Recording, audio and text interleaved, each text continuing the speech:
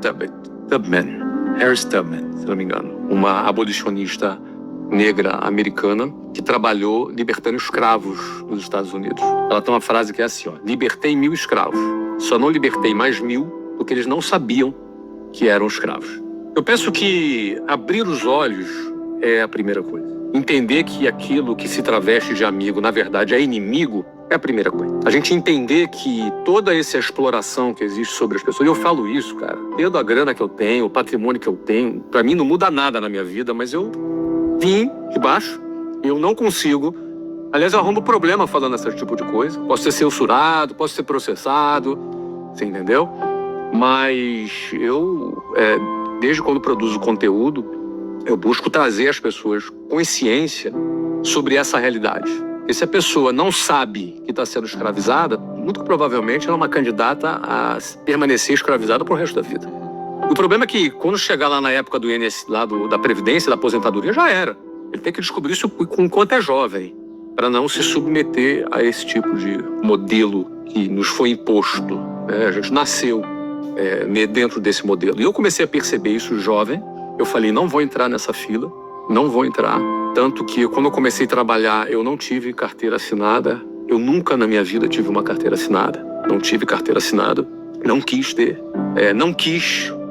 Eu simplesmente desprezo todo e qualquer tipo de previdência social que venha do Estado, toda e qualquer garantia, a ilusão de garantia que o Estado supostamente vai me oferecer. Eu simplesmente ignorei isso solenemente na minha vida. E não é porque hoje eu tenho grana.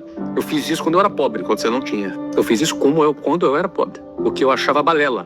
Político aparecendo de 4 em 4 anos, fazendo as mesmas promessas de sempre e as pessoas acreditando nas mesmas balelas de sempre. Então, assim, eu ignorei solenemente esse modelo todo. Eu sempre achei balela. E aí, cara, a solução é quando você precisa ter coragem de se desprender disso, porque pensa que toda a manada tá indo em direção do sistema, né? Todo mundo, seus amigos, seus parentes, seus vizinhos, todo mundo tem esse valor. Quantas vezes eu ouvi, mas você não vai ir na sua aposentadoria, como é que vai ser? E se você fica doente? Quantas vezes eu ouvi esse tipo de situação? E eu entendo as pessoas, porque quando você conhece um modelo de vida, qualquer coisa que esteja fora desse modelo, porque esse modelo você aprendeu com teu pai, com a tua mãe, com a tua família, teus vizinhos, na televisão. Não é fácil você se desprender da manada, não é fácil. Quando decide se desprender desse fluxo, você leva um tempo até você ter resultado. E durante esse período, é taxado de maluco, de irresponsável, não é? Porque você não tem um emprego com carteira assinada. Eu nunca quis ter, nunca tive. Teus pais, Flávio, nisso, eles estimulavam o quê? Meus pais me apoiavam muito, no sentido do que eu era um garoto estudioso. Eu fui um cara que venci no sistema acadêmico, sabe, Joel? Eu fui um dos melhores alunos. Eu passei nas melhores faculdades. Então eu não sou um cara recalcado porque eu não consegui passar. Sim. Eu passei nas melhores faculdades federais. E para um jovem da minha realidade, só podia ser uma faculdade pública, porque meus pais não tinham condições de pagar uma faculdade privada. Então, passar numa faculdade pública era um up, era o máximo, era o que alguém da minha realidade poderia ter. Sim, eu passei. Acontece que, num dado momento, eu questionei, você entendeu? Eu questionei. E pensei que eu indo para a faculdade que eu levaria 5 anos para me formar. Eu tinha já 19 anos, eu fiquei 3 anos, né, naquela história do concurso. Então eu ia me formar com 24 anos se não tivesse nenhuma greve, o que é improvável. Provavelmente me formaria com 26 anos de idade. E aí talvez fosse arrumar meu primeiro emprego de engenheiro de software, porque era ciência da computação que eu estava fazendo, engenharia da computação. E aí minha vida talvez começasse aos 27 anos de idade.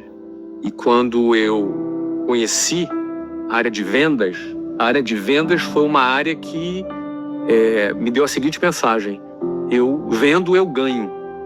Então depende de mim. Sim. Depende de mim, eu não dependo do sistema mais. Não, mas não tem nenhuma segurança. Mas o sistema, da qual segurança? Estabilidade não existe. Começou aí, essa minha frase. Qual a segurança que o sistema me dá? Segurança de que eu vou arrumar um emprego e no final vou me aposentar pelo INSS? Isso para mim é tenebroso. Isso para mim não é risco, é a certeza de um caminho em que eu vou sucumbir à mediocridade na minha velhice. Não tem como alguém viver bem pelo INSS. Não tem como. Não existe a possibilidade.